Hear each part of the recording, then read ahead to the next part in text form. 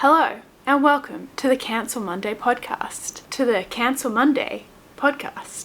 So most people start their first episode with a bit of an introductory about me, but I thought it'd be more appropriate to tell the story of how I got a $100,000 pay rise, because in all honesty, this is kind of how it all started. And when I say all, I mean me wanting to create content around career and leadership, starting a coaching business to help other people take ownership of their careers and be the leaders they never had. Because when I got that pay rise, it was kind of like everything I'd been doing, everything I'd been working towards, it's just like that was tangible evidence that I was doing something right. I guess the short of the long is that I changed jobs. But imagine you apply for a job and it pays literally $100,000 more than what you're already earning. And then you get that job. Like, does that sound realistic? Because I know for a lot of you maybe not even would be willing to apply for that job. Like, oh no, I can't apply for that. They'll never pay me that amount of money. The thing is, like, I used to think that as well. I used to be so afraid to even apply for a job that was like $10,000 more than what I was earning. I was like, oh, I don't know, that's for someone more experienced than me. So I will also mention that actually I do have a bachelor degree. I only got C's, like credits, like average, not really that well networked.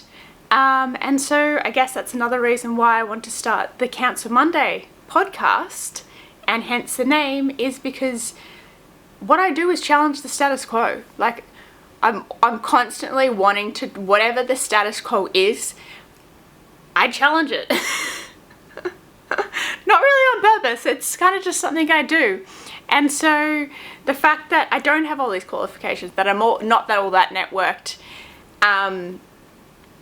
maybe is hinting towards another way of actually getting the pay rises, promotions you want, and taking ownership of your career.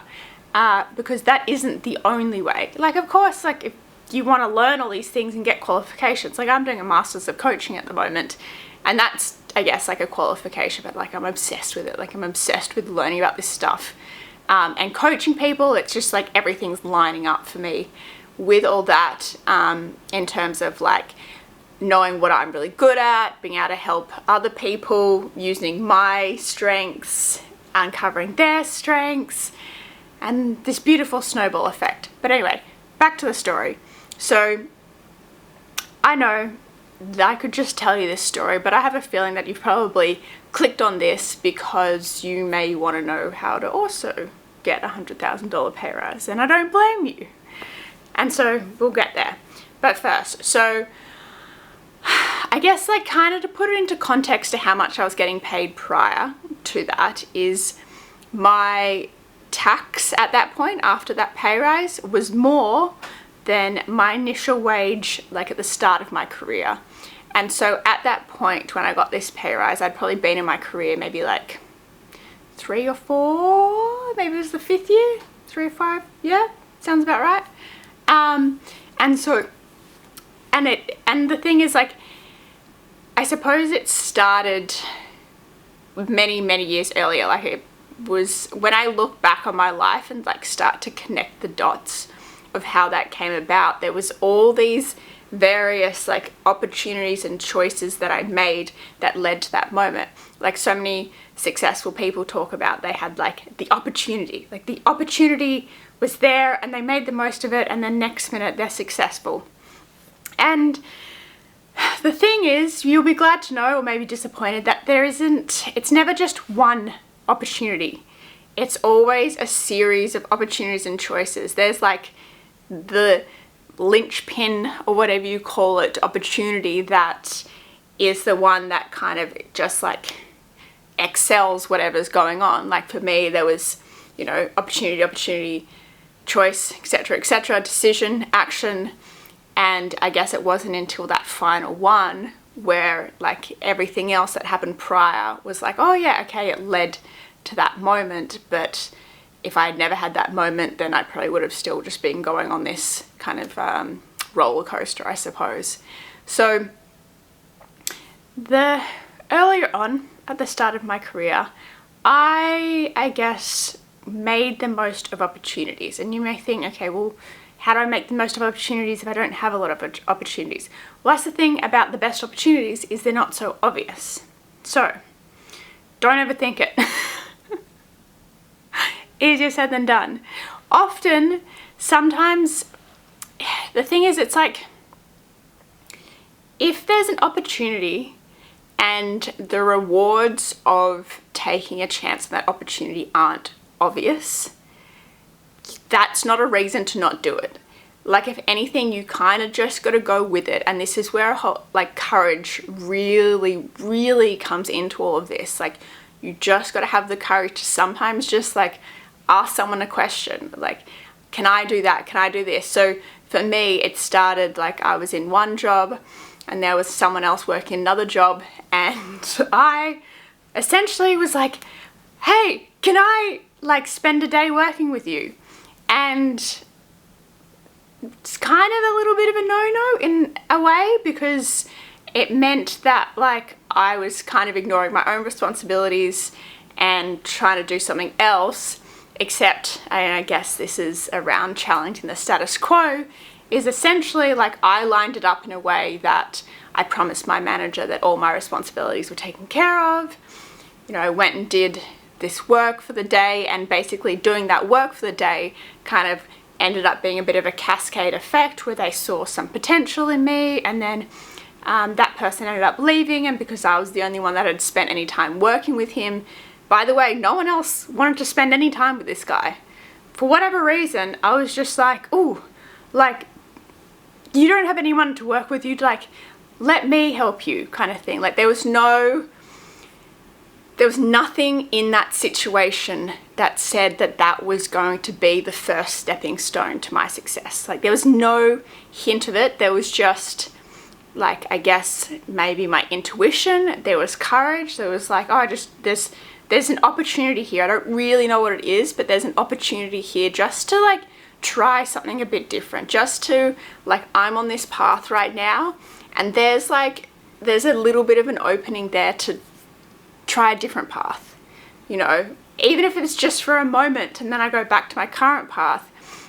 It's just like putting myself into a situation or an opportunity, which then when other opportunities come up, like if someone leaves or a job opening comes up, you suddenly are the best person for that next opportunity, because you took that initial kind of maybe like scary or courageous action. So anyway, took that, and from there it was kind of like, got offered a promotion, ended up being in a leadership position. And that was scary. This was like my first year out of uni, and they decided to make me a team leader.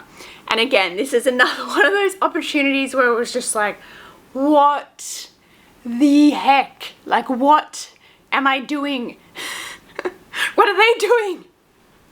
Why me? Thank God they did. And it was so scary. It was so scary. But I said yes. I made the most of, I used my courage, my tenacity. So courage, tenacity, just taking a chance, just saying yes when you don't know what the outcome is. These are all things that will lead you to success. And I know I'm not the only one that have said this. Like, you could watch any video for anyone successful, and there's always a level of, you know, courage of taking the chance, of taking that action, of an opportunity not being obvious until it is obvious, and being prepared for that. So there's a quote I really love, that chance favors the prepared mind, right? So it's not about luck, it's about doing this preparation prior to a larger opportunity, so when it does come up, you're ready for it. And that's essentially what happened with this promotion into a team leader role. Because I had started working with this guy, I had essentially prepared myself for this opportunity that I didn't know that was coming at the time. And by the way, this team leader opportunity, this was not the pay rise, right? But again, that opportunity prepared me for future opportunities, which I'll get to. And so again, it's this pattern of courageous action, preparation, like acting as if, which I'll get to that because I know there's a bit of debate about like acting as if, fake it till you make it, manifestation stuff, so I'll get to that.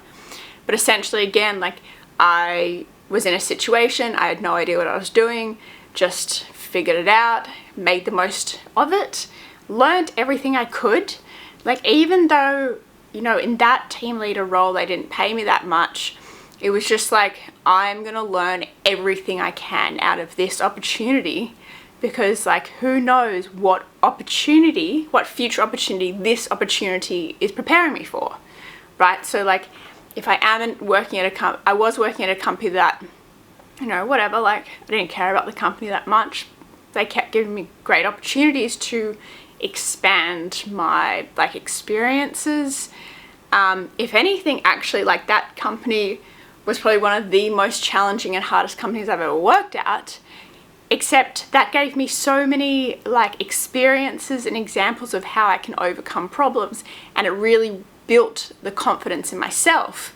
It built the courage and the confidence to take courageous action, which builds confidence, and round and round and round it goes. So anyway, team leader for a bit, and then this was around the time, so I've got another video called How I Got 6 Offers in a Year. So this is where that video inserts into this story, so I won't go over that. You can go watch that if you want, but essentially there was all the stuff around me getting a bunch of job offers and kind of just like, again, building my confidence that way. And I guess like a part of that, the key bit that crosses over with that story and this story, is that I just started applying for jobs that paid a lot more. It was kind of very much like, why not? See what happens. Like, who knows? Just apply. Like, I can kind of relate like what I've been doing in this role with what they're offering or what they're looking for, so I might as well apply. And then that worked out. That worked out really well. And so again, it came up with like opportunities. I ended up doing jobs. I had no idea what I was doing. I took that courageous action to apply for jobs that paid more than I could imagine. I made requests when I was in those jobs around, you know, company car, flexible working hours, just because like no one else in that company had the benefits I didn't mean that I wasn't going to ask for them. And I did, and I got them most of the time. And then I'd be in these situations again where people would leave. I would get promoted because I was in the best situation to then like move into that promotion, because even if I didn't like the company, even if they weren't paying me what I wanted, I still did my best to perform my best. And people notice that. People notice that even when you're not getting all these benefits and you perform at your best and you're a good person to work with, you get stuff done, like the people that have the influence will notice that, and they will remember you as someone when these other opportunities start coming up. And so I guess like to tie it all back in a little bit, you know, I kickstarted it with taking a chance on someone, you know, seeing a bit of potential in them, just seeing what happens, just being open to learning. Then that led me to being prepared for another opportunity, which gave me experience, which then prepared me for another opportunity, and so on and so forth. And so now I guess we're at the point right before I get this pay rise. So at this point, I thought I was doing pretty well. Like I was at this point getting paid more than what I had been getting paid. I had a company car, I had a good manager that was that cared about my professional growth. So I was like, oh, like I think this will have to do. Like for whatever reason, I had this goal or this target of wanting to earn 6 figures by the time I was 30. Like, I don't know, like everyone always says like, oh, you gotta have a purpose, you gotta have a why. And like, yes, at some point in your life, you wanna have a purpose and you wanna have a why. But the thing is like, what's more important is just having a target. Like have a target that's just like not like, I want to say it's not hard. It is kind of hard. It seems out of reach, but if you keep like, I'm aiming for that, then oftentimes you will head towards that, right? And what I realized is actually my purpose was hidden behind that target. So it's only now that after reaching that target and having the, I guess, like resource of time and money, has that allowed my purpose to start to like form, or like, I don't know, like come to me. I don't know if that's the right word, but like, I guess like my purpose, my purpose now has the space to grow into something that makes sense, I suppose. But I definitely didn't have a purpose for this amount of money. Like I just was just like, I just want to get paid that much by this age. And I just don't know what. I just wanted that. But it was interesting because it was like 6 months before I turned 30. And I was like, oh, whatever, like maybe I'll just give up on this. Like I'll just be happy with what I've got. And there was this opportunity, so this job that was kind of in my peripherals. Like at this point I'd stopped searching for new jobs. I was like thinking that, okay, maybe I'll just stay at this current job for a few years. And I saw it once, and then I was like, oh nah, that's paying too much, right? So at this point I've told you how I took courageous action. I started applying for more jobs that paid higher than I was, and still at this point I had the thought, oh no, that's too much. Like no one's going to pay me that amount, kind of thing. Something happened at work, and it was like enough of a motivation for me to be like, okay, I'm going to apply for this other job.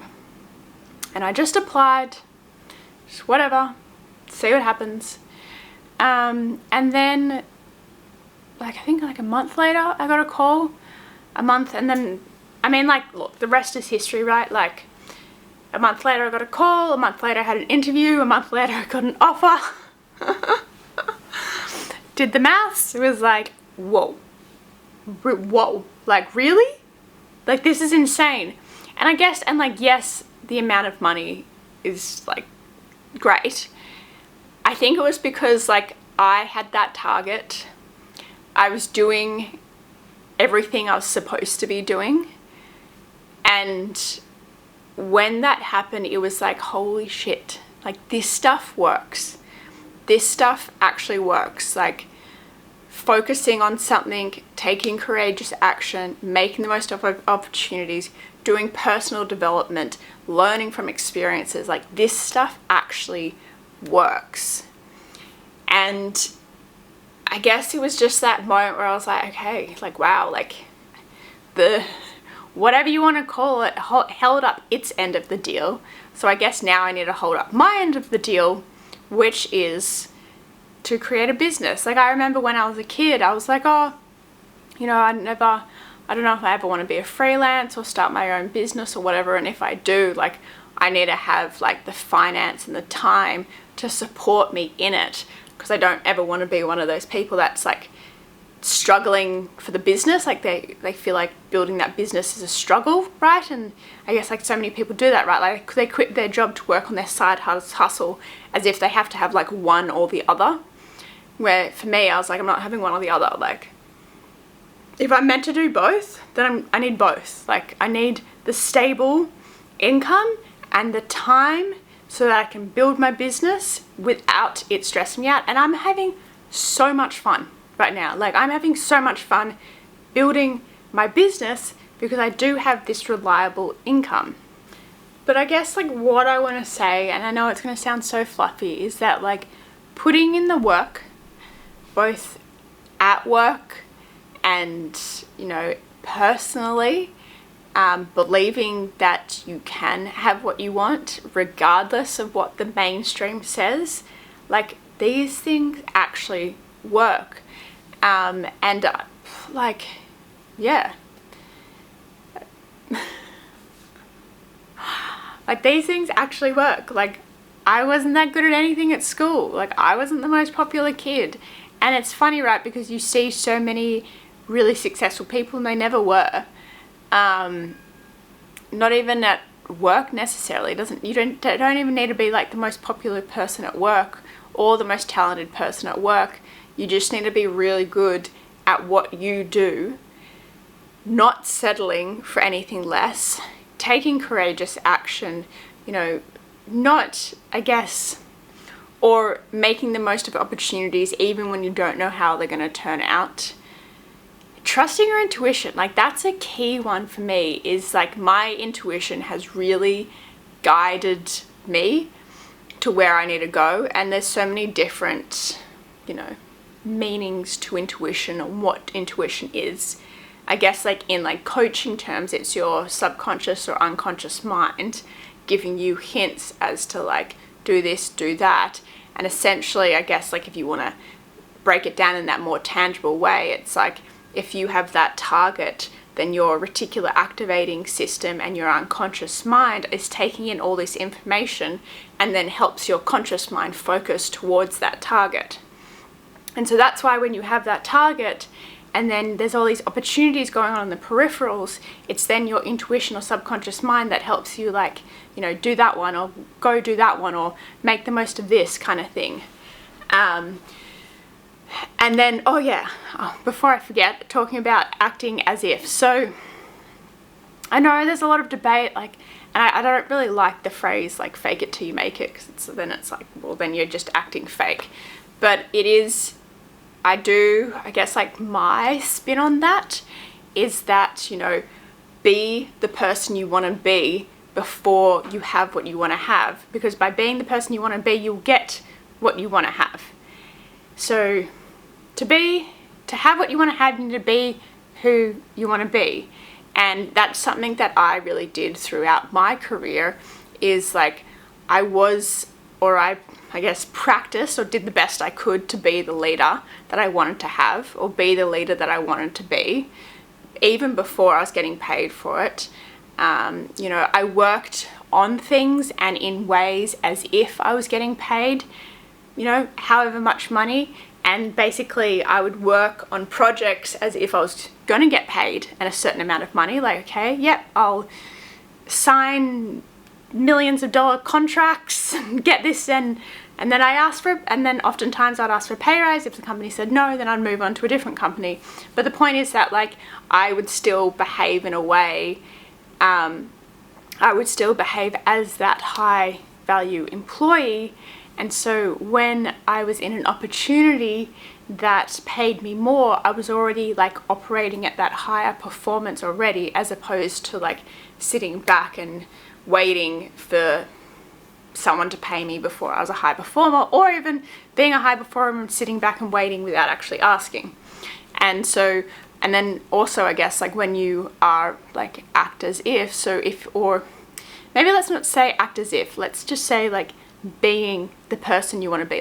Who do you need to be to have what you want to have, and how can you be that person today or tomorrow?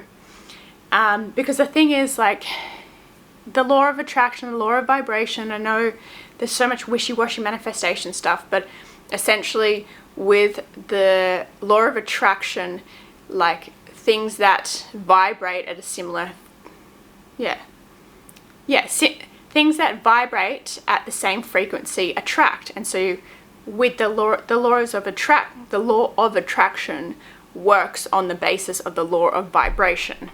So you then vibrate at the frequency, and so by being the person you want to be, you essentially vibrate at that level that aligns with what you want, which is, I don't know if that's any more tangible than what everyone else says, but anyway, that's how it works. And it's quite interesting, even with everything I want in life, I always, whenever I'm in a moment, whether it's on a I remember, I guess a few years ago, I had it was 2 weeks off, the first 2 weeks that I had in years, and it was only because I had left one of those jobs and I was in between jobs. And I remember thinking during those 2 weeks, how good would this be if this was normal, if I had 2 weeks off more often. And now I get time off, now I get weeks of time off all the time. Actually, to be honest, I get paid my 6 figures to only work 6 months a year, by the way. So And I haven't spoken about the industry I work in for a reason, because I don't want anyone to feel they have to like pigeonhole themselves, that that's the only industry that does that, because I have so many other friends that have also like get paid amazing salaries, have a job that they don't need a holiday from. And I think, and my aim particularly for the podcast is like one day I want to interview them and kind of like bring all these different versions of how people have challenged the status quo and really, I guess, like in a way had the best of both worlds, as opposed to like giving up sustainable and reliable salary for entrepreneurship, or like vice versa. And what I was saying about like being in a situation and just being like I want like this is good, and being present anytime you're in a situation that you want more of, to be present in that and really like hone into like how it feels to be in that situation. And that's an example of, you know, starting to, I guess, like reorganize your vibration so it vibrates at the same frequency of what you want, which then attracts it. So in this video, in this podcast, we have covered off opportunities, courageous action, laws of vibration, the laws of attraction, being the person you need to be to have what you want to have. And there was one other thing, I'll let you tell me what it is, because I can't remember off the top of my head. And anyway, so that was a little get to know me. That was a little how I earned $100,000 pay rise. And I'll speak to you soon.